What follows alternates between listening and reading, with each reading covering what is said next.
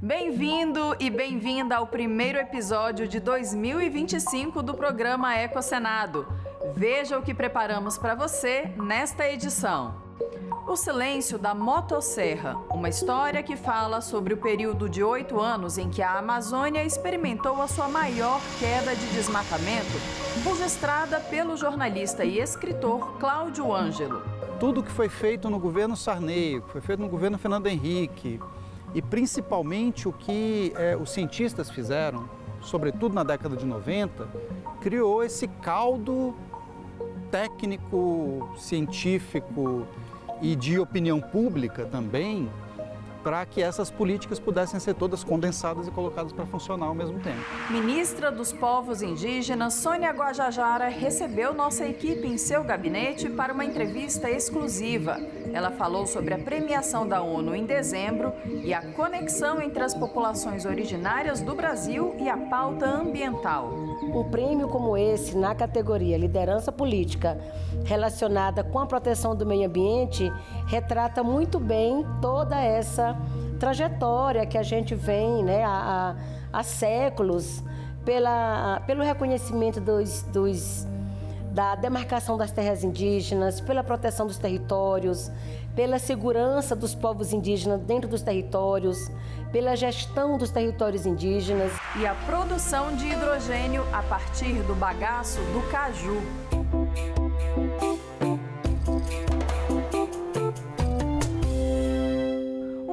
Sobre quando o Brasil interrompeu um processo significativo de devastação que a floresta amazônica vinha sofrendo. O repórter Paulo Acrísio conversou com Cláudio Ângelo. O autor da obra defende que o governo deve colocar a Amazônia no centro do seu planejamento e promover políticas que levem em conta os potenciais da região para um desenvolvimento sustentável. 25 anos atrás, uma entrevista mudou os rumos da vida desse jornalista, hoje aos 50 anos.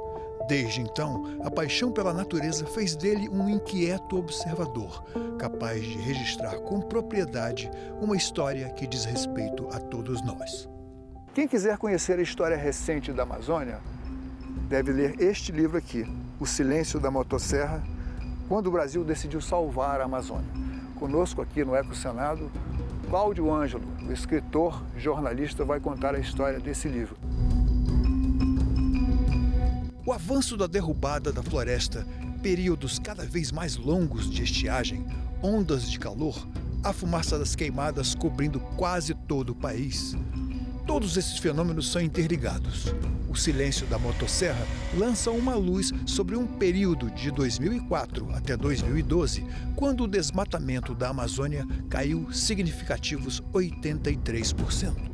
Houve esse período de queda do desmatamento, no qual essas políticas públicas todas foram implementadas com sucesso, mas você tem todo um histórico, um conjunto de antecedentes para esse período da queda do desmatamento. Então, tudo que foi feito no governo Sarney, que foi feito no governo Fernando Henrique, e principalmente o que os cientistas fizeram, sobretudo na década de 90, criou esse caldo técnico, científico e de opinião pública também, para que essas políticas pudessem ser todas condensadas e colocadas para funcionar ao mesmo tempo.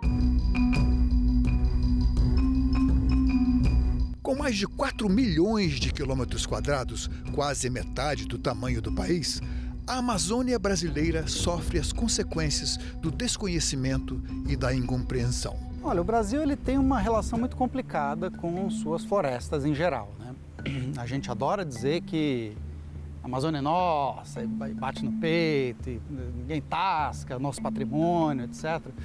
Mas, na verdade, o brasileiro ele não gosta muito de floresta, né?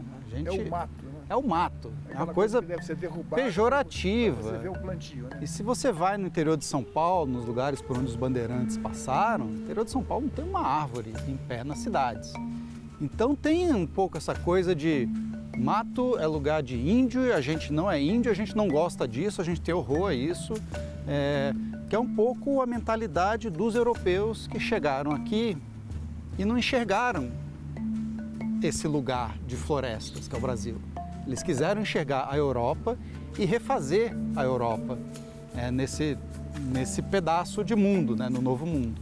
O que seria uma Amazônia sustentável? Eu te digo que não é sustentável na Amazônia, criar gado. 65% de toda a área desmatada na Amazônia, ela virou pasto. E essas pastagens, elas têm capacidade de suporte de 1 boi por hectare ou menos, que não é nada muito diferente do que a gente tinha na Mata Atlântica no século XVIII. Quer dizer, a gente tem em grande parte da Amazônia hoje uma pecuária que não tem produtividade quase nenhuma, que tem o mesmo padrão de produtividade que a gente tinha na Mata Atlântica no século XVIII. Aí vem aquela história da cobiça internacional, que de certa forma é desmentida no teu livro. Isso nunca aconteceu. Essa história de cobiça internacional sempre foi paranoia. Isso atinge o seu paroxismo na ditadura militar. Eles precisavam justificar os gastos deles, precisavam justificar todas as políticas do regime, então eles inventaram essa coisa de, meu Deus, a Amazônia vai ser, se a gente não ocupar tudo aqui, ela vai ser saqueada e levada embora pelos gringos. Isso nunca esteve perto de ser verdade. No período do regime militar, a palavra de ordem era integrar para não entregar. As grandes extensões de terra desabitadas deveriam dar lugar a projetos de agricultura para as populações pobres do Nordeste. A Transamazônica foi o símbolo de uma era. Pouco ou nada se sabia do solo impróprio para o plantio de espécies não nativas. Não importava se isso mudasse a vida dos habitantes, fossem eles indígenas, ribeirinhos ou seringueiros. Sem qualquer lógica ou planejamento, o governo federal, ao mesmo tempo, financiava programas de reflorestamento e o desmatamento da Amazônia para dar lugar a pastagens em grandes fazendas. Você tem terras indígenas na fronteira, em Roraima, por exemplo, que foram fundamentais para que o território de Roraima ficasse no Brasil e não fosse cedido à Inglaterra. O desmatamento que é feito para as pessoas pobres da Amazônia comerem é mínimo.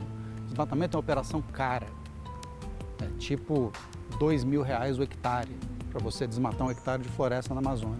Então não é simples de fazer. Quem faz desmatamento em larga escala são pessoas muito bem organizadas e muito bem financiadas, em geral para especular com terra para poder vender aquilo para um pecuarista em algum momento.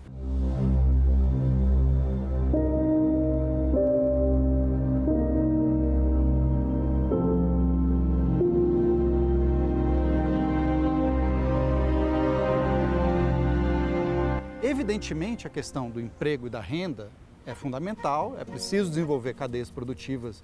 Várias delas já existem. Você tem a cadeia do açaí, castanha, tem produtos do extrativismo, tem madeira, pode fazer extração de madeira na Amazônia sem destruir tudo.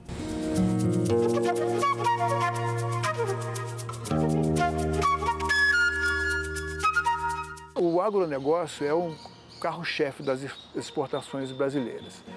A gente não estaria dando um tiro no pé se reprimisse o cultivo na Amazônia de soja e do gado? Ao contrário, a gente está dando um tiro no pé se a gente remove a floresta que produz a chuva para esse mesmo agronegócio.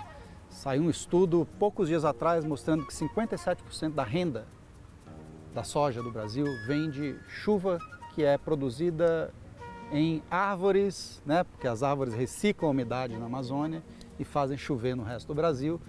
Então você tirar a floresta, você está condenando o agronegócio a não prosperar.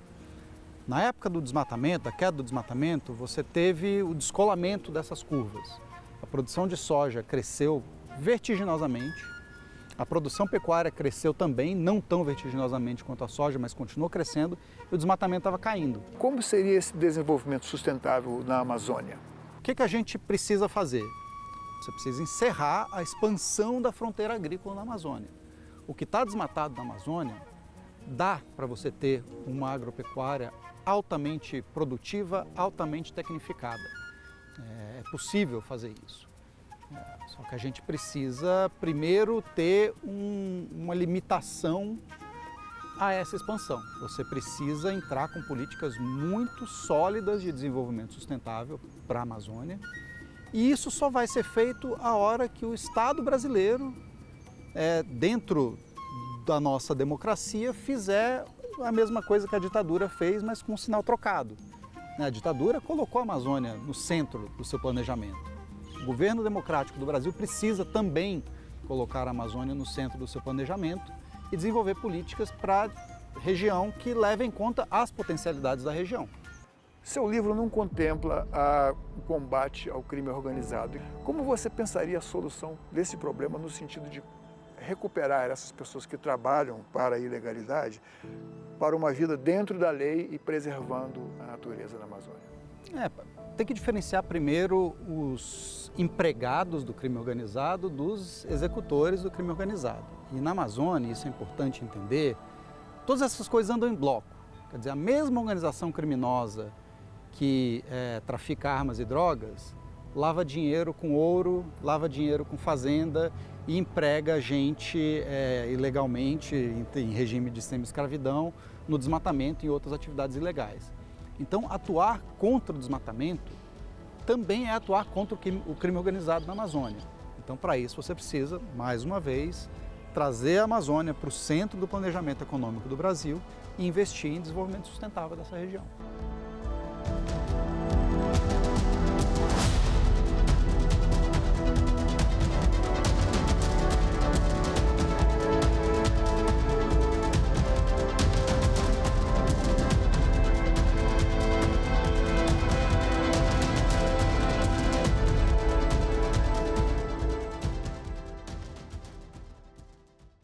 As Nações Unidas homenagearam em 2024 6 pessoas no mundo com o prêmio Campeões da Terra por ações transformadoras na proteção do meio ambiente. Uma delas é brasileira, a ministra dos Povos Indígenas do Brasil, Sônia Guajajara.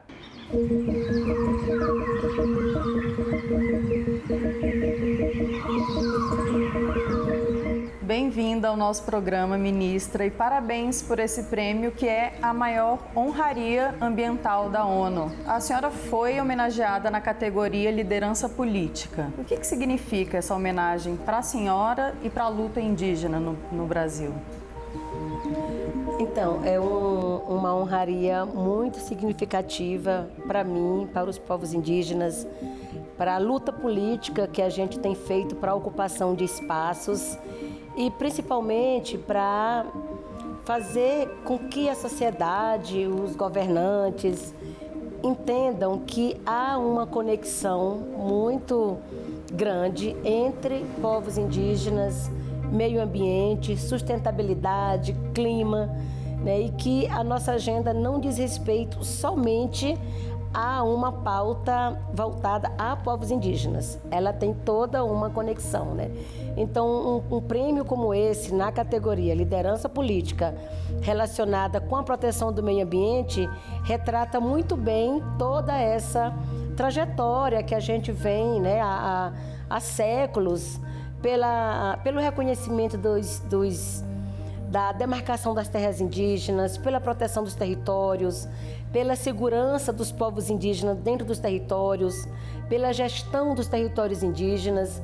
Então, esse prêmio vem carregado também de muita responsabilidade, né? Porque é um reconhecimento que aumenta o compromisso para a gente seguir fazendo toda essa defesa, né, hoje dentro do governo federal, para que a gente possa ter esses direitos respeitados.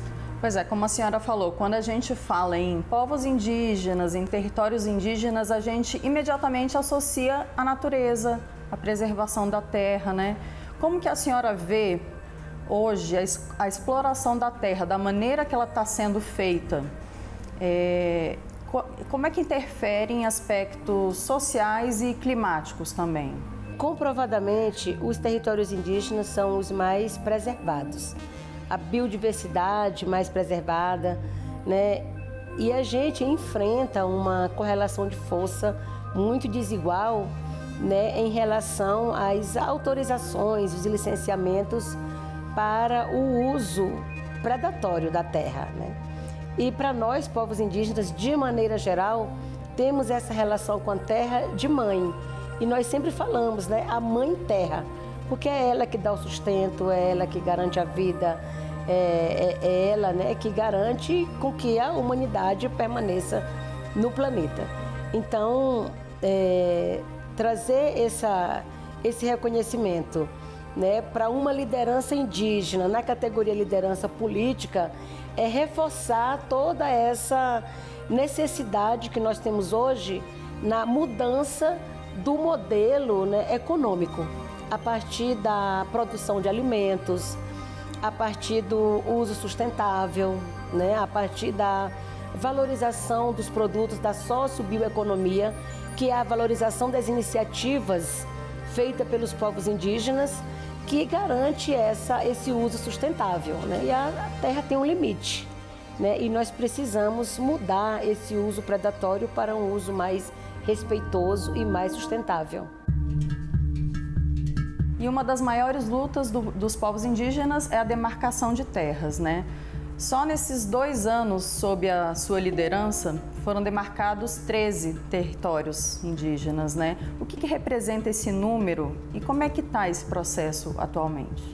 Significa um avanço muito grande, embora ainda muito pequeno em relação ao passivo que a gente tem de territórios a serem reconhecidos, né? Mas essas 13 terras indígenas já ultrapassa os últimos 10 anos antes da gestão, né, dessa gestão do presidente Lula, que em 10 anos foram 11 territórios indígenas demarcados. E agora, em 2 anos, né, foram 13 territórios indígenas homologados, né, e mais 11 portarias declaratórias, que é também uma fase importante, fundamental, para se avançar com o processo, que é uma etapa que é assinada pelo Ministério da Justiça, né, para que volte, né, para a FUNAI, para fazer a parte da demarcação física, que é colocar os marcos legais, as placas, e daí segue para a homologação. A garantia dos territórios indígenas na mão dos indígenas, né, ainda é a bandeira de luta prioritária dos povos indígenas no Brasil. Então nós queremos ainda avançar muito mais, né? E ministra, mesmo em terras demarcadas, na Amazônia, por exemplo, tem ainda exploração ilegal de minérios, de madeira, isso acontece, né? Muito, né? Muito. Uma das regiões do Brasil que mais tem territórios já regularizados é a Amazônia. E mesmo assim, esses territórios têm um processo muito violento de invasão, né? Exploração ilegal de madeira, exploração ilegal de minérios, exploração ilegal de caça, grilagem de terras. Então, são vários os tipos de invasões, né? E já na nossa gestão também, a gente trabalhou para fazer a desintrusão desses invasores, né, dentro dos territórios indígenas. A gente está até tentando já diferenciar um pouco esses termos, né, porque tem a desintrusão, que é daquelas áreas que estão no processo de demarcação e tem pessoas lá que precisam ser retiradas, e para isso tem que ver se tem direito à indenização, se não tem, né, se tem direito a um reassentamento, se não tem. E nesse caso dos invasores, né, é a extrusão, porque na verdade eles estão ali ilegalmente e precisam ser retirados. Nós já conseguimos retirar, né, esses invasores de 5 territórios indígenas e temos uma lista já de mais 32 áreas indígenas que estão nessa prioridade para fazer essa extrusão. E a partir desse trabalho que nós estamos fazendo, estamos discutindo já a criação, né, a construção de uma política de desintrusão, para não ficar apenas em casos pontuais, né? E a gente possa ter uma política que defina essa ação permanente dentro dos territórios indígenas. Ou seja, é um assunto muito complexo, né? Demanda muita fiscalização e ação de todos os poderes, né? De várias instâncias, né? E a gente tem trabalhado aqui de uma forma muito transversal, articulada com outros ministérios, né? Até porque a gente é um ministério articulador da política.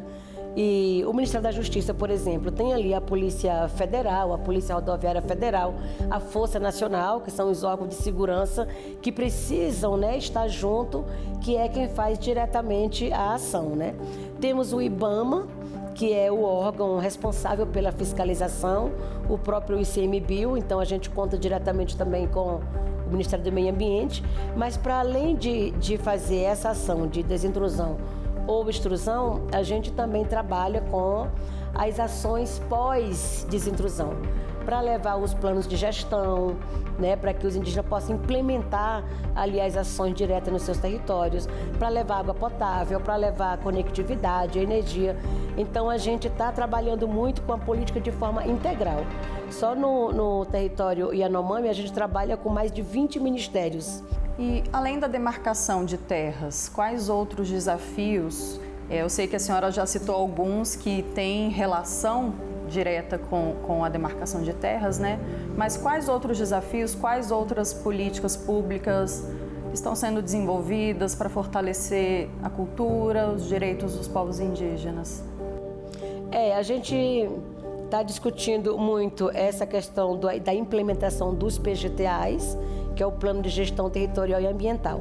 O PGTA discute todas as pautas dentro de um território, a partir da sua realidade. E na construção do PGTA se discute o fortalecimento cultural, o fortalecimento da educação, né, o atendimento suficiente de qualidade em relação à saúde, né, a saúde básica dentro do território, né, e também o ensino superior, né, porque a gente tem hoje mais de 60 mil indígenas que estão fazendo já curso superior. Estamos já também concluindo, né, um processo de consulta para a construção da universidade indígena. E como é que o Congresso pode ajudar em todas essas causas? Olha, tem uma correlação de força muito desigual, né, com o Congresso Nacional e a política indigenista, né, os interesses e direitos que os povos indígenas têm garantidos na Constituição. Né, o Congresso Nacional tem apresentado muitos projetos de leis, muitas PECs, que retira direitos, né, que revê a Constituição Federal, que reduz direitos e que facilita essa exploração nos territórios indígenas, né? Então, eu tenho aqui também buscado muito essa articulação com o Congresso Nacional, de conversar com os líderes dos partidos, com os presidentes de comissões. Tenho buscado também emendas parlamentares junto a vários parlamentares ali. Eles têm me recebido, né, muito bem, porque, afinal de contas, a gente está ali defendendo um direito que é constitucional, né, apenas para que se respeite um direito já adquirido. Então, o Congresso poderia ajudar muito se entendesse, por exemplo, que demarcar territórios indígenas não é uma afronta à bancada ruralista, ao agronegócio. Pelo contrário, o último estudo, né, que foi publicado mostra que 80% das lavouras do agronegócio depende das chuvas que vêm de dentro dos territórios indígenas. Porque, por ser as áreas mais preservadas, é exatamente essas áreas que geram a chuva, né, que vai para São Paulo, que vai para o centro-oeste, para o sul, para o sudeste do país. O Congresso Nacional precisa entender que demarcar terras indígenas, né, é também proteger os seus negócios, é também, né, contribuir com a vida no planeta. E nesse momento que se discute tanto, né, o aquecimento global, já as mudanças climáticas em curso, com tantos eventos, fenômenos extremos acontecendo, né, é preciso olhar para aquilo que realmente interessa para conter essa crise climática. E as terras indígenas se apresentam, né, como uma grande contribuição, se não como uma das maiores alternativas para conter essa crise climática no Brasil e no mundo. Tá certo, ministra. Eu agradeço muito a sua participação aqui. Muito obrigada. Muito obrigada. Veja agora destaques do Brasil e do planeta dos últimos dias no nosso Giro Ambiental.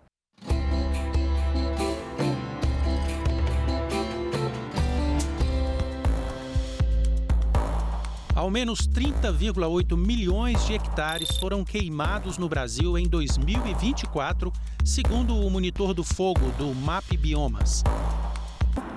Em relação a 2023, o aumento foi de 79%. O bioma da Amazônia foi o mais afetado, totalizando 17,9 milhões de hectares destruídos. O valor corresponde a mais da metade da área queimada no Brasil em 2024 e é a maior área atingida dos últimos 6 anos no bioma. O Ministério do Meio Ambiente anunciou as ações de prevenção e combate a incêndios florestais em 2025. Entre as medidas, foi assinada uma portaria que declara emergência ambiental por risco de incêndios em determinadas épocas e regiões. O documento apresenta as áreas vulneráveis e os períodos de queimadas para viabilizar a contratação emergencial de brigadistas e a implementação de ações preventivas para minimizar impactos. A Comissão de Meio Ambiente do Senado elegeu o senador Fabiano Contarato, do PT do Espírito Santo, para presidir o colegiado. O parlamentar já ficou à frente da comissão no biênio 2019-2020. A senadora Leila, do PDT de Brasília, ex-presidente do colegiado, foi escolhida para ser a vice-presidente. Os dois estarão no comando da CMA até 2026. Uma solução inovadora na produção de hidrogênio verde. Pesquisadores do Laboratório de Bioengenharia e Valorização da Biomassa da Universidade do Ceará conseguiram criar um processo de baixo custo utilizando o bagaço do caju.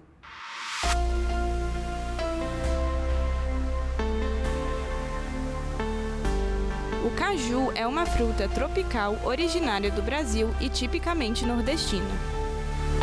Mas o descarte do bagaço pela agroindústria da castanha e do suco gera o desperdício de uma matéria-prima que tem muito potencial. Por isso, pesquisadores da Universidade Federal do Ceará desenvolveram uma solução inovadora: a produção de hidrogênio a partir de resíduos do caju.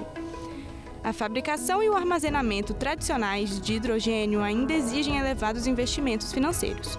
O novo método desenvolvido por alunos e professores de engenharia química reduz esses custos por meio da conversão microbiológica de água e substratos orgânicos em hidrogênio, utilizando insumos renováveis.